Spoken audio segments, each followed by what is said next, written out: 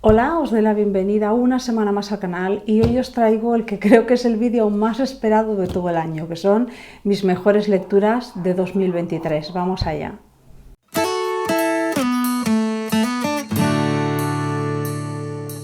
Lo primero que quería deciros es que no son 10, sino 11 mis mejores lecturas de este año y que la gradación de la número 11 a la número 1 tiene más que ver con el disfrute que me produjo la lectura que con la calidad en sí, porque creo que estas 11 obras tienen una calidad excelente. Son muy buenas obras, todas ellas. Digo obras así de manera más genérica porque no todas son novelas.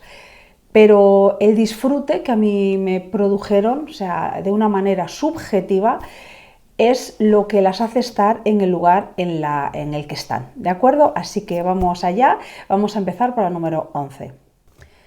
En el número 11 está esta obra, El hacedor de insomnios, de José Carlos Rodrigo Breto. Es una obra que no solamente me ha ayudado a entender muchísimo mejor la obra de Cartarescu, sino que está escrita de una manera deliciosa. José Carlos Rodrigo Breto ha puesto mucho de sí mismo en la escritura, en la experiencia que él ha tenido como lector de Cartarescu, más allá también de como un autor que analiza la obra del rumano. Y ha sido muy entretenido de leer, es decir, que además de lo mucho que me ha ayudado a entender cosas de la obra de Cartarescu que yo no había llegado a entender del todo o que me habían pasado más desapercibidas, me supuso una lectura intrigante porque iba viendo cómo este autor, José Carlos Rodrigo, se acercaba a la obra de Cartarescu y nos hablaba incluso de sus viajes, de otras lecturas, interrelacionándolo todo, de manera que es una experiencia narrativa, no voy a decir novelística, pero tampoco exclusivamente ensayística. Es un ensayo muy entretenido y muy formativo. Y me gustó muchísimo, lo recomiendo mucho y me suelen preguntar por él, si ya he acabado de leerlo, si lo recomiendo, y digo de cabeza, lo recomiendo de cabeza. Lo recomiendo sin haber leído la obra de Cartarescu como una introducción a la propia obra. Lo recomiendo si ya habéis leído la obra de Cartarescu como un cierre y una especie de ayuda a comprender mejor la obra. Es una delicia de lectura. En el número 10 nos encontramos con La guardia de Nikos Kavadías, una obra que ya tiene reseña en el canal. Os voy a dejar todas las reseñas de los libros de los que hable aquí abajo en la caja de descripción para no repetir lo mismo, pero esta es una obra que a mí me fascinó, me gustó muchísimo, yo no me lo esperaba, no me esperaba que me gustara tanto. Asumes que una obra puede estar bien escrita, pero puedes pensar que no es para ti. Es una historia durísima sobre unos marineros, sobre la soledad en el barco, sobre las experiencias de estos marineros, su concepción de las mujeres, de la familia, del sexo, de tantísimas cosas, pero sobre todo ¿cómo os digo? Una novela sobre la soledad, sobre una soledad doliente, sobre unos hombres que están terroríficamente solos y que al vivir tanto en el barco nunca llega a ser del todo su casa, pero la tierra ya ha dejado de ser su casa, la tierra firme. Me gustó tanto como estaba escrito, me pareció tan crudo, me pareció tan duro, me hizo sentir una emoción tan profunda, tanta misericordia hacia estos marineros, que de verdad que fue una lectura que me dejó afectada por la vida en los barcos que se transmite en una obra de un autor que además sabía de qué hablaba, porque él había vivido en un barco. En el número 9 nos encontramos a Natalia Ginzburg con su obra Léxico familiar. Se ha convertido en una de mis autoras favoritas. Me parece extraordinaria esta obra. Me gusta muchísimo la intimidad con la que cuenta su vida, esa intimidad con la que relata el día a día con su familia, una familia muy peculiar, una familia que tiene un léxico propio, como tenemos todas las familias, que hace que nos una, que hace que nos convierta en tribu de alguna manera. Me gustó mucho también la manera que tiene de ver la Italia del momento, cómo habla de autores, porque su familia tenía relación con el mundo de la intelectualidad, entonces ella llega a conocer a varios autores, y la manera que tiene de escribir tan sensible, tan atenta al detalle, me pareció maravillosa. En el número 8 tiene que estar un ruso, Esto no sería un ranking mío si no hubiera por lo menos un ruso. Me estoy refiriendo a Iván Turgenev con su obra Nido de Nobles. Todo el mundo me ha dicho que la mejor de sus obras es Padres e Hijos, pero estoy esperando un poco a leer otras obras suyas antes de llegar a Padres e Hijos. Me lo recomendaron y lo estoy haciendo así. Nido de Nobles probablemente, si hubiera leído antes Padres e Hijos, sería mi favorita, la otra. Todo el mundo me dice que me va a encantar, pero hasta la fecha la que más me ha gustado es esta, Nido de Nobles. Bueno, en Vísperas también me gustó mucho, pero bueno, que fue una de mis mejores lecturas, creo recordar, del año pasado, de 2022. Nido de Nobles está escrito con una sensibilidad exquisita, sin miedo a demostrar la emotividad. Es algo que me llama mucho la atención porque Turgenev tiene esa manera tan extraordinaria de mostrarte un hombre enamorado en el momento más vulnerable, que es en el momento en el que descubre que no amó a una persona real, sino a una idealización, porque esa persona no se dejó conocer en realidad. Un hombre en ese estado de vulnerabilidad, repito, en el que te pone el amar profundamente a una persona que no siente lo mismo por ti y además haberte equivocado dando pasos que ahora no puedes simplemente ignorar porque has tomado decisiones que ya son determinantes para tu vida. El protagonista de nuestra obra, de Nido de Nobles, regresa a Rusia después de mucho tiempo por Europa, sobre todo en Francia, con un matrimonio muy duro a sus espaldas, y nosotros vamos conociendo la historia de toda su familia para que entendamos esa forma espartana que tuvieron de educarlo a él y cómo eso no le preparó para la vida y lo convirtió en alguien especialmente sensible al afecto, precisamente porque nunca lo tuvo en exceso. Entonces, la primera persona que creyó que sentía afecto por él y por la que se sintió atraído, pues no dio demasiadas vueltas, fue fácilmente engañado, digamos. Pero al mismo tiempo, cuando regresa a su patria con muchísimas ideas, él era muy europeísta, al contrario de Dostoyevsky y Tolstoy, que creían que la solución de Rusia estaba en la propia Rusia, y eso hizo que tuvieran bastantes conflictos con Turgenev. Turgenev era muy europeísta y vino de París con muchísimas ideas de cambio.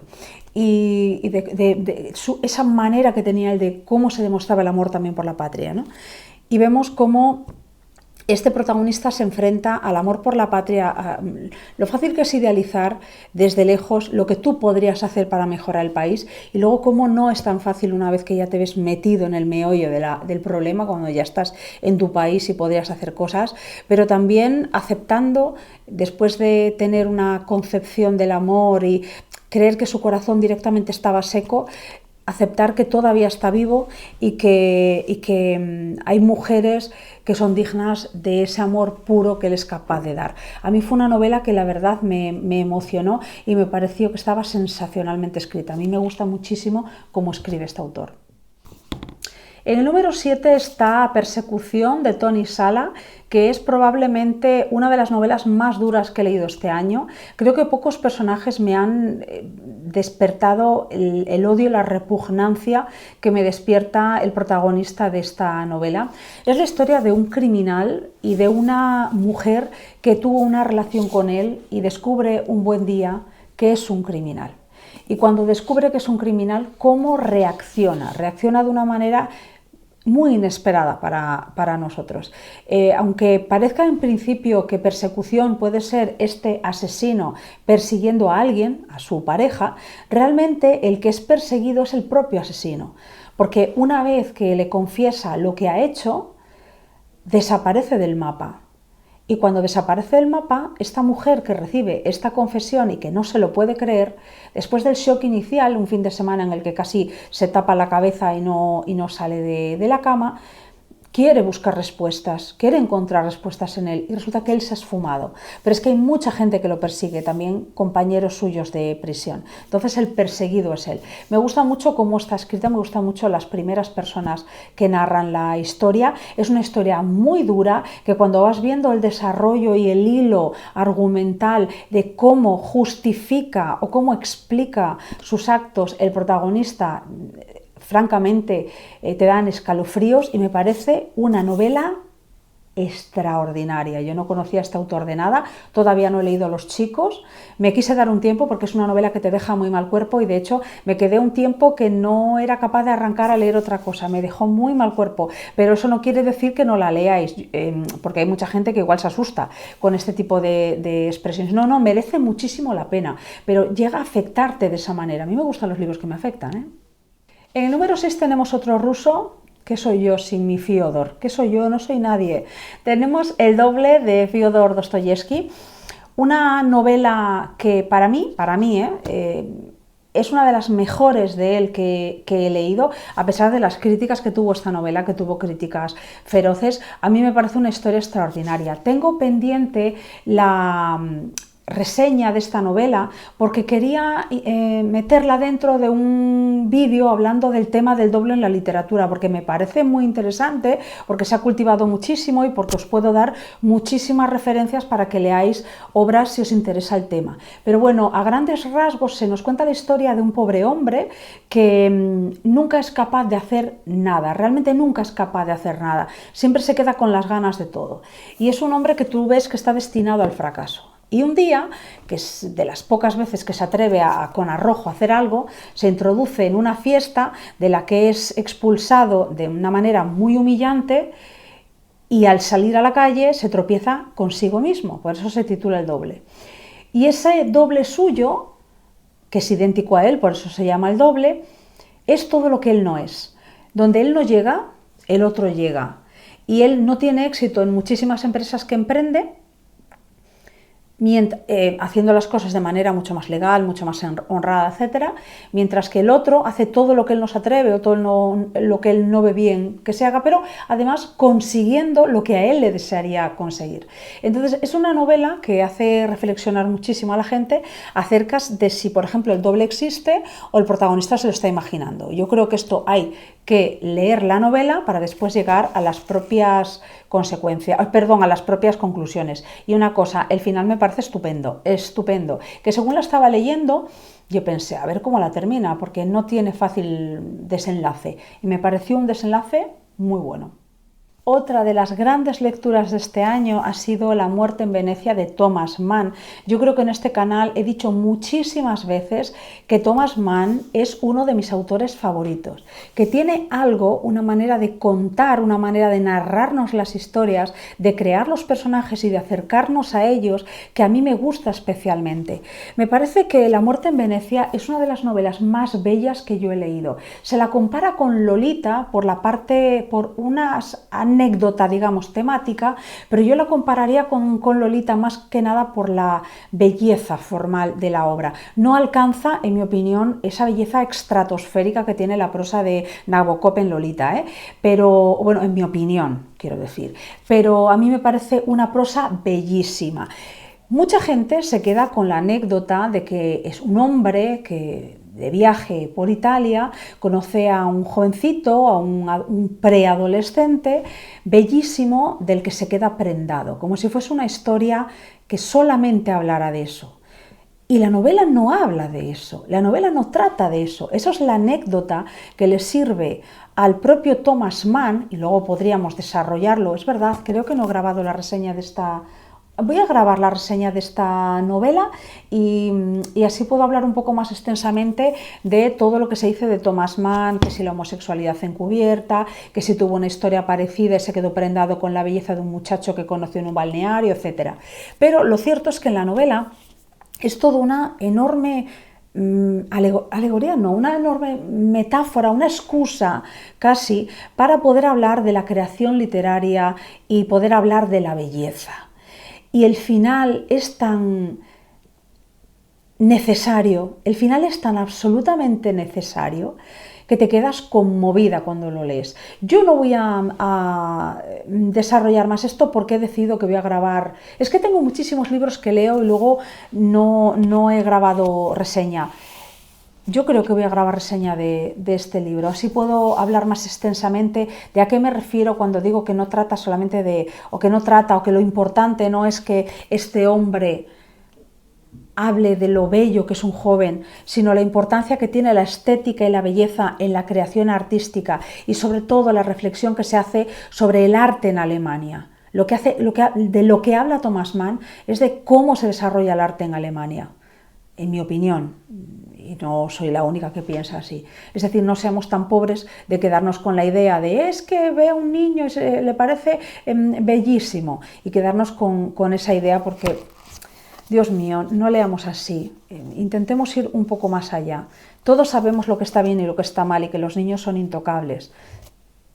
Quiero decir, esto me veo obligada a decirlo porque si no habrá quien piense, es que mira, estás justificando, por Dios, yo no justifico nada, ¿cómo voy a justificar una barbaridad así?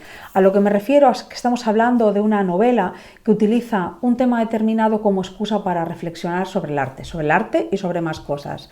A veces me da mucha pena al nivel de pobreza lectora a la que podemos llegar, ¿no? Como la moralina entra en juego y siempre me acuerdo de mi queridísimo y admiradísimo Oscar Wilde cuando decía que el arte no era inmoral ni moral, el arte era bueno o malo, ¿no? Yo opino igual. En el número 4 tenemos una novela que me hizo llorar, pero me hizo llorar mucho. Estoy hablando de Tess, de los D'Urberville, de Thomas Hardy. Me encantó, me pareció una historia maravillosa, llena de momentos terribles, momentos que se te quedan grabados realmente.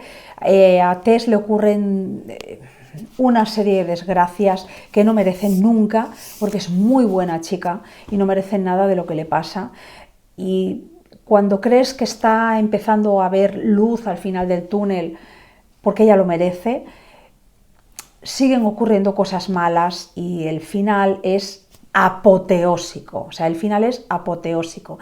Yo leí esta novela con María de Cumbres Clásicas y Jan de Trotalibros, y a Jan le dio mucha pena, pero Jan se mantuvo entero. María y yo perdimos completamente los papeles, pero llorábamos. Me acuerdo cuando María habló de la obra y decía que ella iba por la calle y se acordaba de la novela y le saltaban las lágrimas. Yo grabé una story para hablar de que había acabado de leer la novela y que me había gustado muchísimo, y subí la story porque en el momento que la grabas tú no te das cuenta del estado de ánimo real en el que estás. Y después, al revisionarla, me di cuenta de que estaba al borde de las lágrimas y estaba tan emocionada que me dio tal pudor que se me viera así, que eliminé la story, porque realmente estaba afectada, porque lo ves todo tan injusto, es una chica tan buena, podrían ocurrirle cosas, no sé, podría ser feliz, estuvo a punto de poder conseguirlo todo y simplemente es maldad tras maldad tras maldad, que es que te rebelas contra algo así.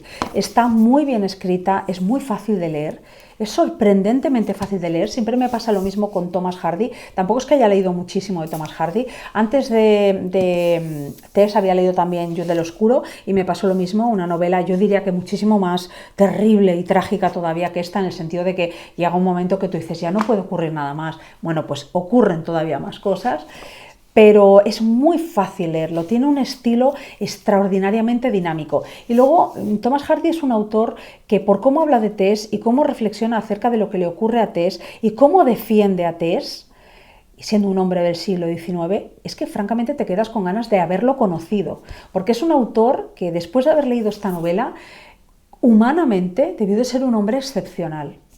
En el número 3 está una novela que no tengo porque saqué de la biblioteca para leerla, creyendo que no me iba a gustar, porque yo siempre tuve en mente que a mí no me gustaba o no me iba a gustar Saramago.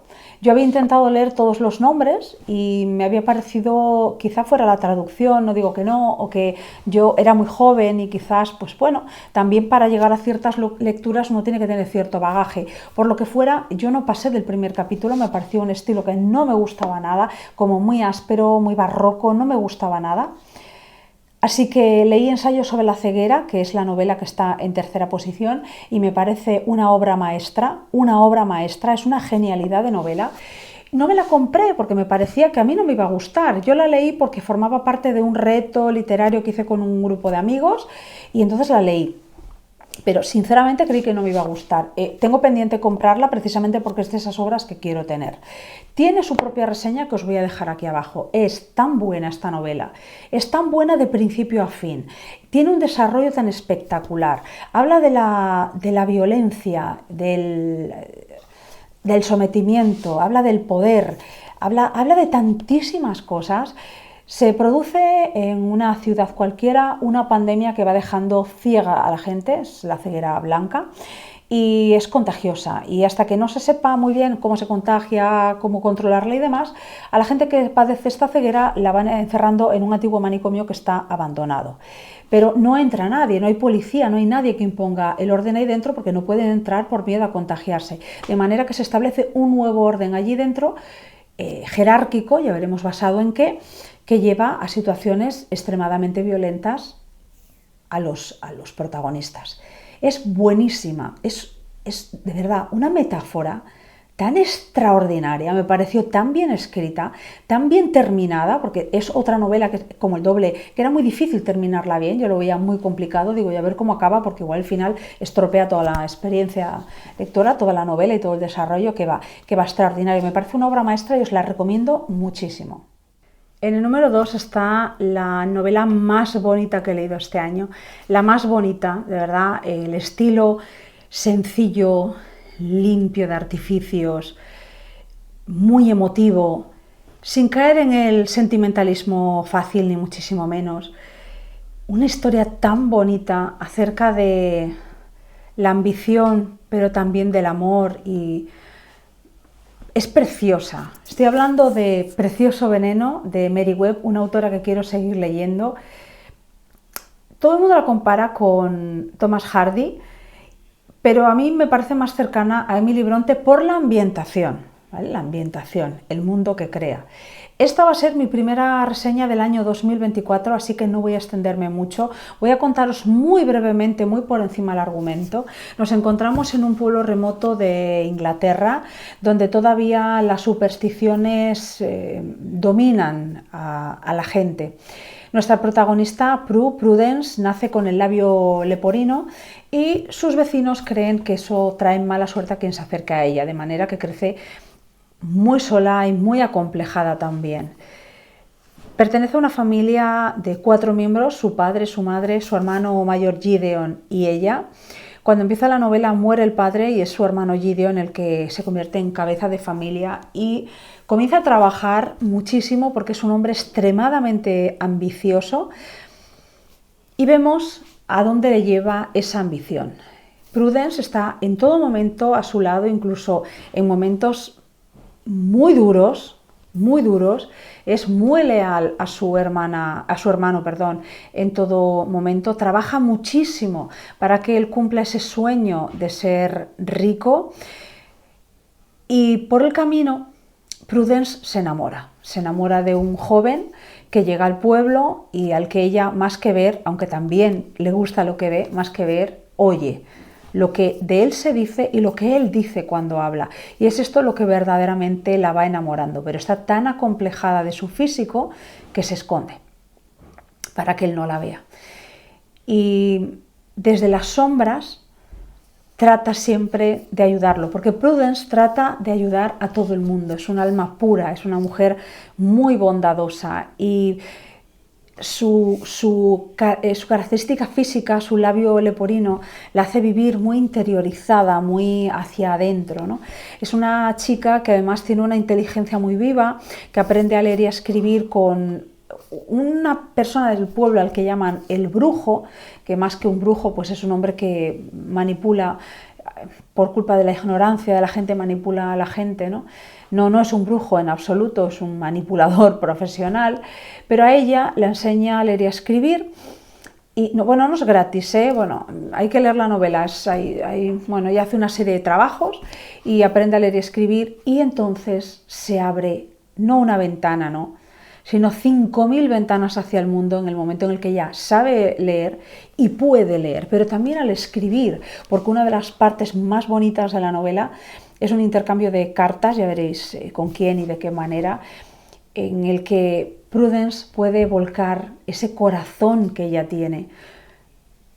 Y es precioso, hay un pasaje cuando haga la reseña de la novela, voy a leer un pasaje en el que son bastante protagonistas las libélulas, que me parece una de las escenas más bellas que yo he leído en una novela. Es preciosa la novela, pero aquí lo dejo porque ya os digo que es mi primera reseña de 2024. Quería empezar 2024 con ella. De hecho, mi idea era acabar con la reseña 2023 y empezar 2024 con el vídeo de mejores lecturas. Pero la reseña quería trabajarla más a fondo, quería, bueno, pensar bien cómo comentar una serie de temas que para mí son importantes en esta historia, y preferí darme una semana más y adelantar esta. Ya os digo, yo de verdad, de corazón, y ved por ahí las reseñas que tiene en las redes sociales esta novela. Si os fiáis mínimamente de mi criterio y os gustan las historias rurales y tristes de Thomas Hardy y al mismo tiempo oscuras y casi míticas de la ambientación así de Emily Dickinson, de Emily Bronte, esta es vuestra novela, pero con el plus de que cuando cerréis la última página vais a hacer ¡ay! Y os vais a quedar así, de verdad, recomendadísima. Y ya por último llegamos al número 1. El número 1 es un número totalmente subjetivo, porque hasta que he grabado este vídeo, es decir, hasta hace 40 minutos aproximadamente, que comencé a preparar todo para grabar el vídeo, no tenía claro si el número 1 iba a ser esta o iba a ser la que os voy a decir ahora. ¿Por qué?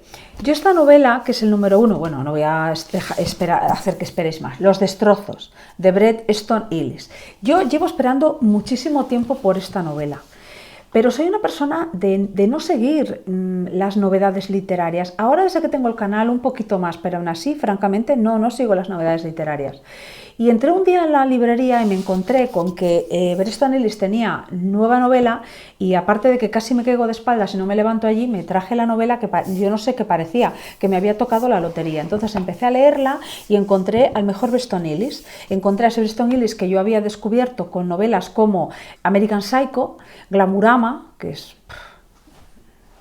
extraordinaria, o es que no sé, cualquier otra, Blanco, por ejemplo, cualquier otra obra que haya escrito él que me parece tan interesante, y estaba como condensado todo eso. Es como si toda esa obra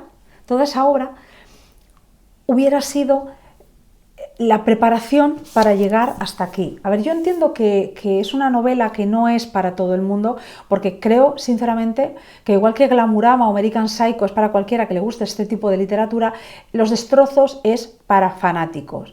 Yo creo que Los destrozos, quien más disfruta la novela es quien haya leído previamente a Bret Easton Ellis. No os quiero engañar. Probablemente tengáis que empezar por otras cosas, y si os gusta Bret Easton Ellis, acabar llegando aquí, porque es que esto es una obra que es como... Es que tiene todo lo que te enamora del autor cuando te gusta. Sabéis que este es un autor que despierta pasiones muy contrarias. O lo detestan y les parece sobrevalorado, o lo admiran y les gusta. A mí me gusta muchísimo Bret Easton Ellis. Todo lo que he leído de él me ha gustado muchísimo. La historia es muy difícil decir qué temática desarrolla, porque son tantos temas. Se centra en los años 80, en Los Ángeles, en los años 80. Es una obra bastante autobiográfica. De hecho, es una obra que él escribe, dijo en una entrevista, como una manera de pedir disculpas por quién era él en aquellos momentos y cómo se comportó con aquellas personas que habían sido sus amigos del instituto. Él es un chico de clase acomodada de Los Ángeles, va a un colegio privado y tiene una novia que es la chica más guapa y más popular, o una de las más guapas y más populares del instituto, aunque quien realmente le gusta es su amiga, que es novia de un amigo suyo. Es decir, hay dos amigos suyos que entre ellos son pareja, y a él le gusta su amiga, y le gusta también el novio de su amiga, porque está en esa etapa, el protagonista, que también se llama Bret Ellis, ¿no? Bret Easton Ellis como él, está en esa etapa en la que pasa de darse cuenta de que no es hetero a ser bisexual, creer que es bisexual, porque yo creo que era el proceso a aceptarse como gay. Y voy a hacer aquí una puntualización. No estoy diciendo yo que ser bisexual sea un paso previo para ser gay, no, hombre, no. Por Dios, es que este tipo de cosas hay que dejarlas claras, porque luego la gente lo malinterpreta y ya sabe lo que se dice. No, hay gente bisexual y hay gente gay. No digo yo que ser bisexual sea un paso previo para aceptar el lesbianismo o que uno es gay, ¿no?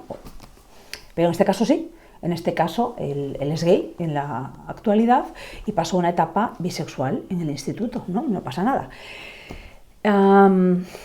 ¿Qué puedo contar yo de esta novela? Pues tengo una reseña sobre ella en la que ya el propio Bret Easton Ellis, al escribir esta novela y hablar de sí mismo cuando él estaba empezando a escribir su primera novela, dice que es muy difícil, que sus personajes, que él no tiene una trama, que él simplemente sigue a sus personajes en sus coches, en sus recorridos, en sus fiestas, en sus clubs, en sus coqueteos con el alcohol y con las drogas y con el sexo, pero que realmente sus historias van de reflejar el día a día, como si no hubiera una finalidad en lo que cuenta, y sin embargo yo creo que en eso ya hay una finalidad en sí mismo.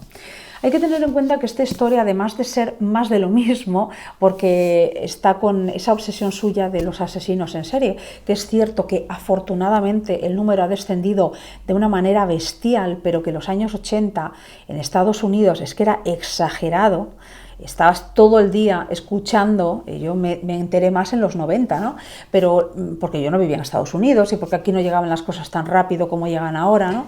Pero sí que en los 90 te dabas cuenta de cómo habían vivido, cuántos asesinos en serie había sueltos en Los Ángeles cuando este hombre era un muchacho, ¿no? Y estaba en los años 80.